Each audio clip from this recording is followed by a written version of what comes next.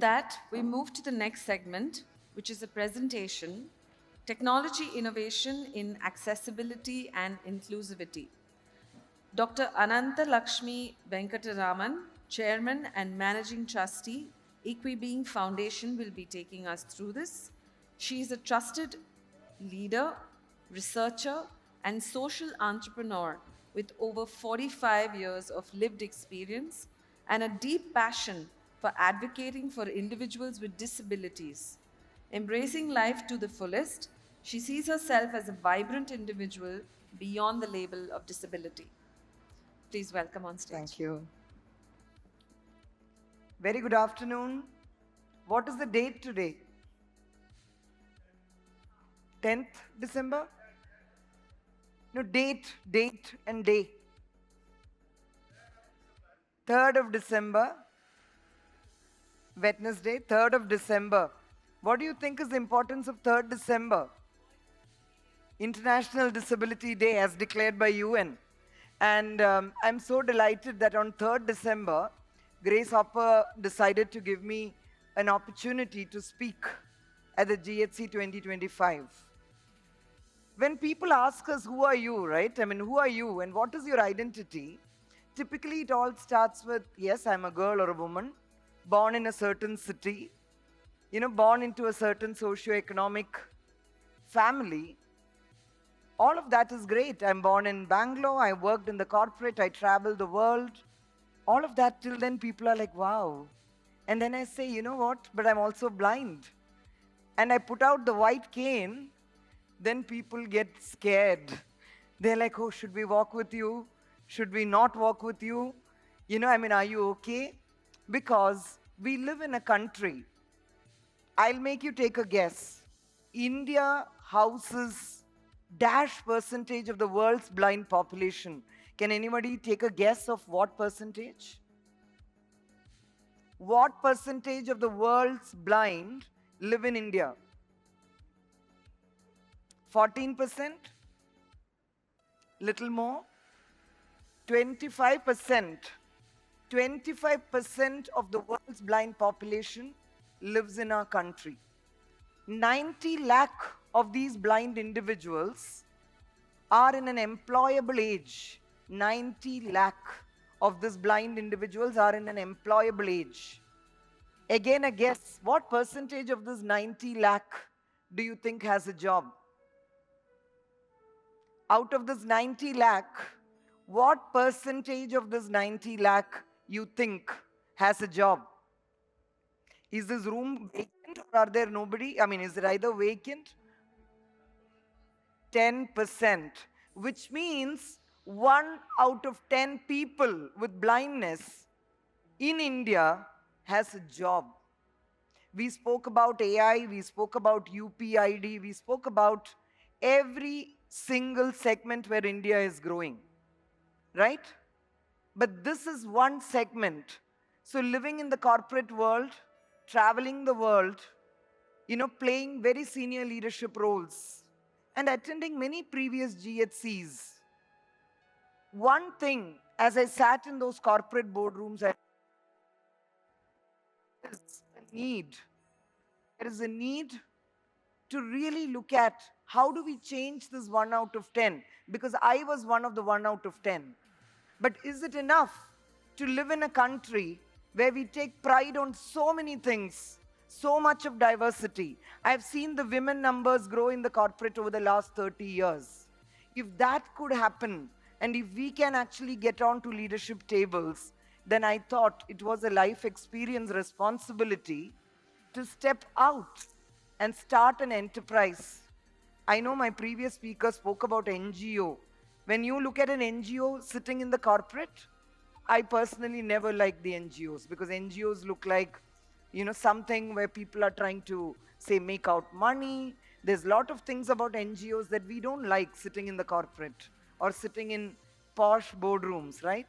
Even I didn't.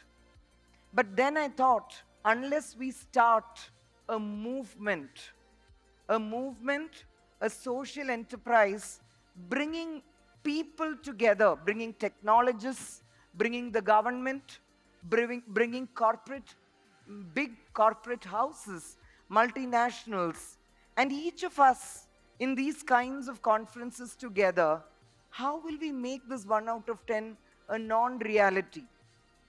I'm equally delighted that many of you in this room are much younger than me, and I could make out that come from a very younger generation. And of course, many of the younger children of today are born inclusive. You know, I really look at you with great pride as a woman who's 15 days away from my 50th year of life, that I look at you with pride that you are born into an inclusive generation. You are women sitting here aspiring to be entrepreneurs, technologists, you know, people who work in cutting edge technology.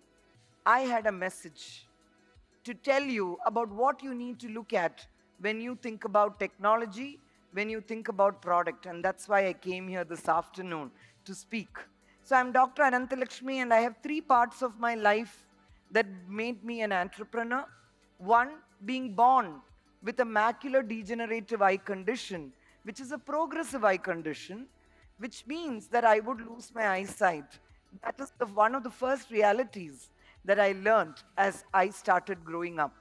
Again, like that first speaker, Soundarya said, very privileged to be born in a family where disability was never going to be a question, disability was never going to be a feature, but we were thinking only of ability. So that was one of the privileges. Then came to the workforce, completely hiding my disability, because wherever I spoke about disability, I had to compromise. After my +2, when I had 96% marks in science, I was denied admission into chemistry because I had a visual impairment. You may think, has that story changed? And I'll in a minute show you how far that story has changed and what we need to do. But from there, I came into the corporate world, spent 25 years as a global citizen, global leader, and that's when I recognized the world is not a bad place. There is a lot to be done, and I still have age on my side, and then stepped into the shoes of an entrepreneur. Researcher first, I did a PhD on blindness from Tata Institute of Social Sciences, and post that PhD, I came into an entrepreneurial journey to set up a social enterprise from India that's going to lead the lives of blind people in the world. Right? So with that introduction, let me quickly get on to some messaging. So I'm the CEO of Equi-Being Foundation, equity with well-being for persons with blindness and visual impairment. And here we're looking at how do we break barriers? How do we break barriers?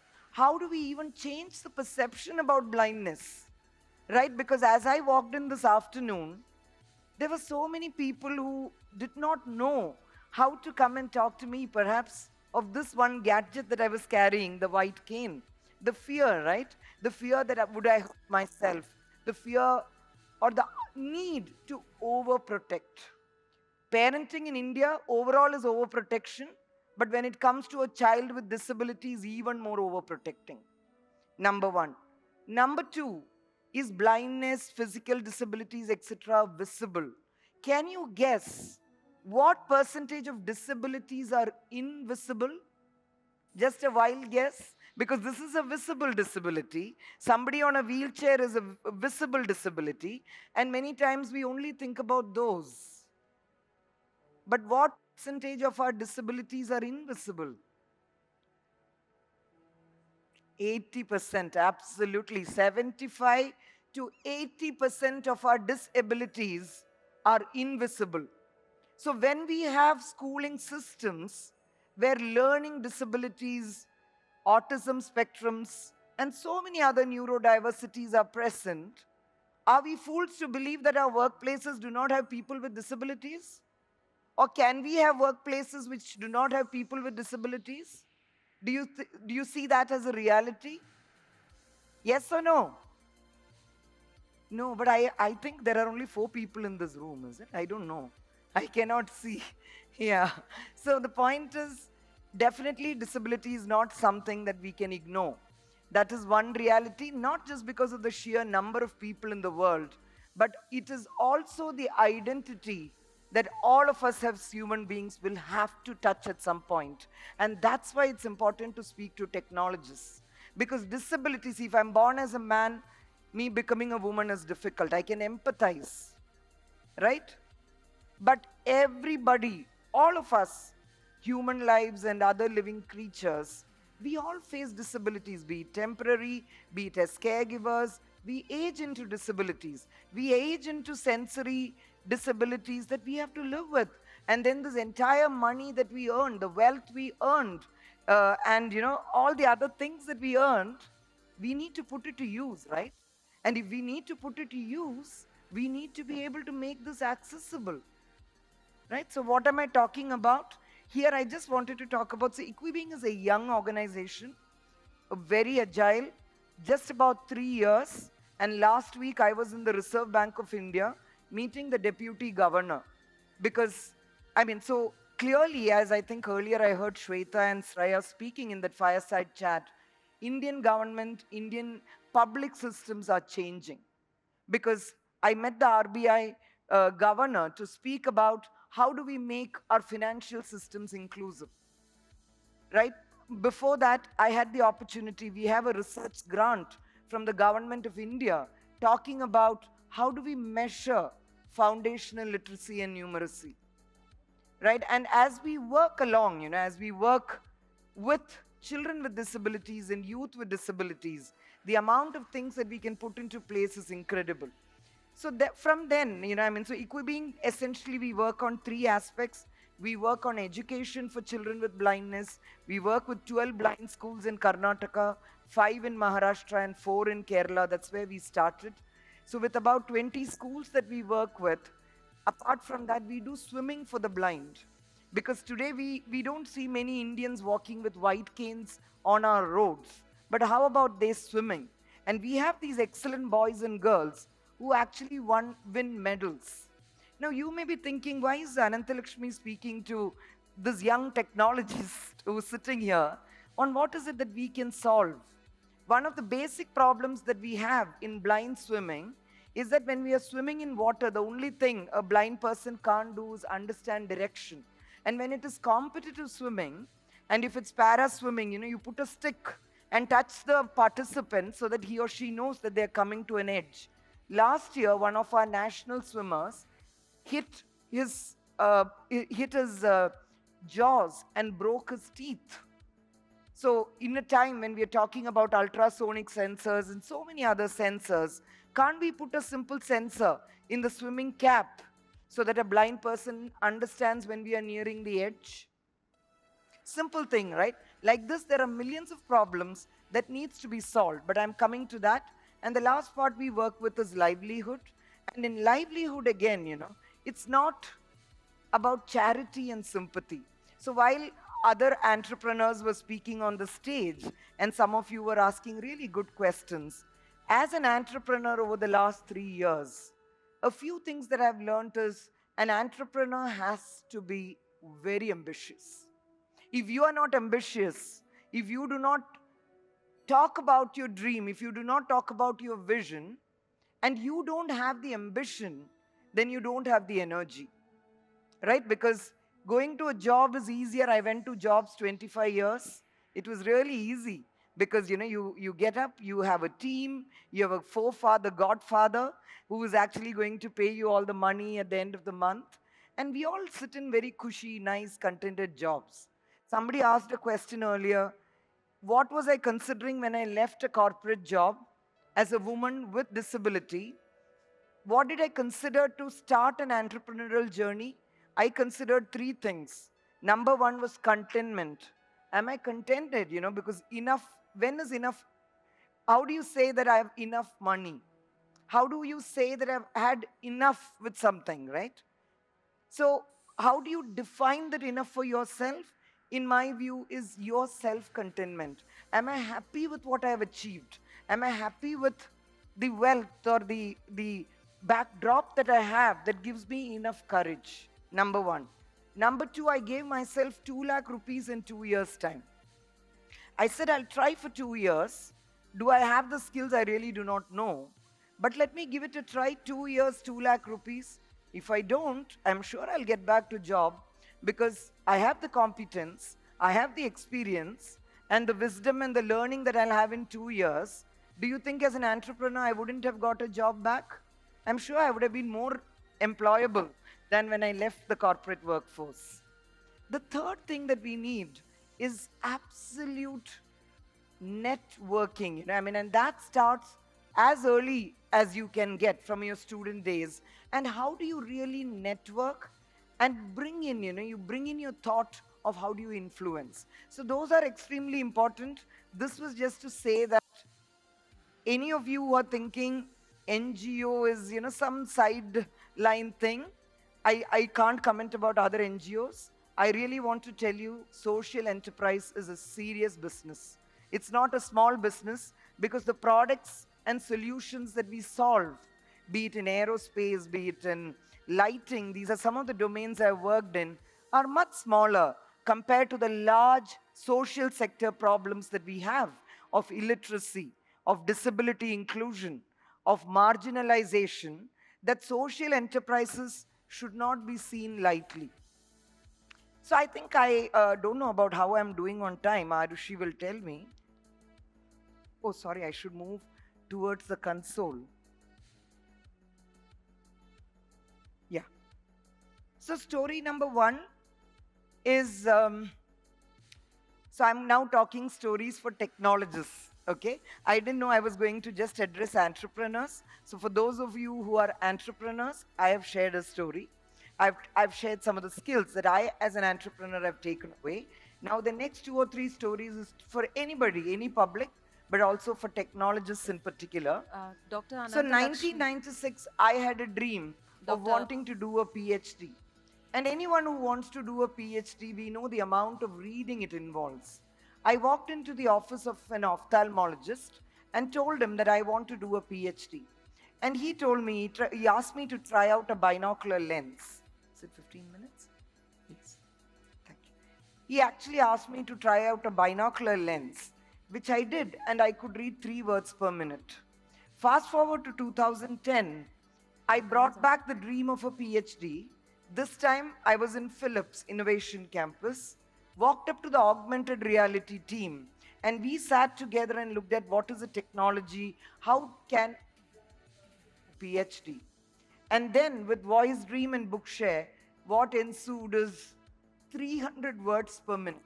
So which means from 3 words to 300 words per minute. And at 300 words, it was not that technology enabled me. Technology made me the fastest comprehending reader in my PhD batch at TIS. So what it essentially means is that technology is a leveler. Technology, when applied rightly, can actually play a very crucial role in how we can move things forward. I should move towards the console as... The second thing is, I wanted to open our minds and hearts as Indians, and especially Indian women, because women overall, we have much more emotional tenacity and capacity to what is the reality, right? Sitting in a Bangalore office or a Pune office or a Delhi office is not the reality of India. The Indian reality, when you walk up to your village nearest, your town's nearest blind school, is that these children do not have hardware. Forget software, once you have software, AI and everything else can follow. But there is a lack of either hardware, good infrastructure in our schools. And that is where, so one is putting up the hardware. And second, when it comes to the software, the story I want to tell is, see, today technology sometimes becomes so much in abundance that we really don't know how to use it. So sometimes when I'm using my Apple phone, I actually go back to a very colloquial, local proverb that's there in the city that I grew, where they say it's like giving a garland to the monkey, because I don't even know how to use an Apple phone to tap its full accessibility. I just know how to make calls or to send messages, but that's not enough. So what I'm trying to say is that sometimes software and tools become absolutely unnecessary. So I take the example of the white cane. This is a cane with zero software, super useful because I can just move it. to understand how the stage is. But the moment you put a smart sensor onto this, what do you think happens in India? It starts beeping everywhere I look around, and then it becomes very difficult to move forward. So sometimes I'm just trying to say that technology is absolutely not required. I should look at the console and see, the third and the most important message I really wanted to say to this audience is, how do you look at people with disabilities or marginalized communities, right? When we speak of NGOs, when we speak of social enterprises, we develop technology for them. We develop lots of things many times for them, but we look at them as beneficiaries. Am I right? Do we look at them as beneficiaries? Yes or no? That is really a very faint yes, you know. I expected a louder yes in a GHC. So, yes, we do look at them as beneficiaries.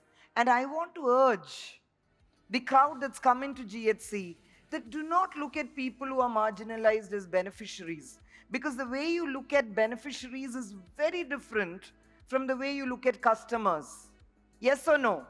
Yeah. If you are looking at me as a beneficiary of some technology or AI that you are creating, it's far different from you looking at me as a customer. Because we value customers. We want to create values for customers. And having lived a life of creating value for customers, I wanted to urge technologists to look at how do you shift from a beneficiary mindset to a customer mindset when it comes to persons with disabilities. I think that's, yeah. And the last thing is, I was recently, Government of India, I think about 6 months back, had organized AI for Disability. That was the conference, AI for Disability. My co-panelists were all from Microsoft and very large organizations in the tech space. And before the panel, you know, the 3-4 of us were just standing up.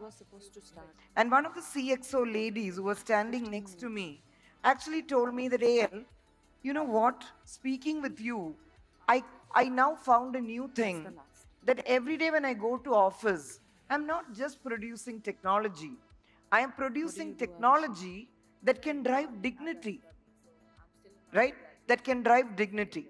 So it is extremely important. And in closing, I will summarize 4 things that I said, because otherwise I said a lot and you shouldn't lose it all. I want to tell 4 things. Number 1, look at people with disabilities, people with blindness as an important segment whom you need to serve. And look at them not as beneficiaries, but as customers. That's point number 1. Point number 2 is, as an entrepreneur, you know, especially I'm talking as a social entrepreneur, technology has a huge space to play.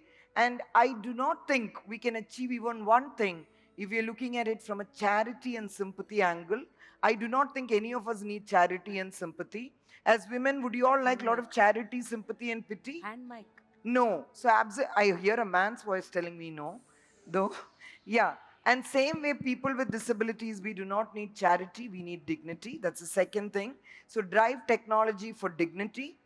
Number 3 is the fact that there is a lot to be done.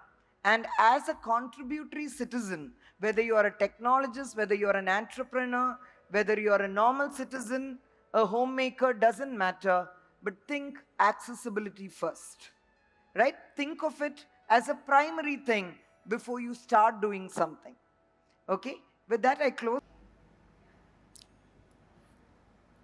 We have one question. Firstly, thank you so much for the lovely presentation.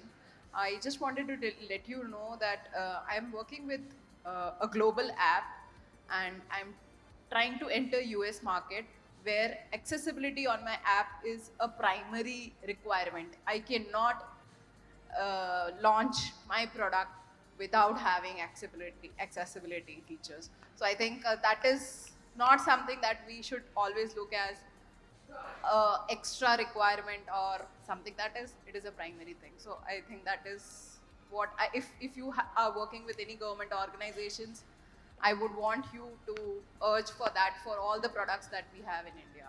I mean, e-commerce apps or anything, they should have accessibility features. Absolutely, that's right. I mean, absolutely. Thank you for bringing out a global product that, I mean, see, in US and other countries, you can't even launch a product which is not accessible. But in India, the reality is not that. If you look at Uber, Zomato, some of our most important apps, they're not accessible. So thank you for looking at how you can bring accessibility into the app that you are developing. But as entrepreneurs, as technologists, what she said is, if you bring out apps that do not have accessibility at the center of it, believe me, that product will have a shorter life. Siri, Apple's voiceover, was a product they developed for people with blindness and print disabilities. But today, Siri or Google Smart Homes, etc., are part of all our daily lives. So I think there are companies like Apple that have shown and paved the way to say, if you put accessibility at the center of what you do, what happens with the products? So I thank you for bringing that up. And yeah, there is a long way for us as India to go. So I don't want technologists to walk out. As much as we celebrate our success, I definitely want to leave a message saying there's a lot more to be done. Thank you. Thank you. Thank you, Dr. Ananthalakshmi. And that's Jay Lakshmi Nair of Scholarly EduLabs handing over the memento to Dr. Ananthalakshmi. Thank you.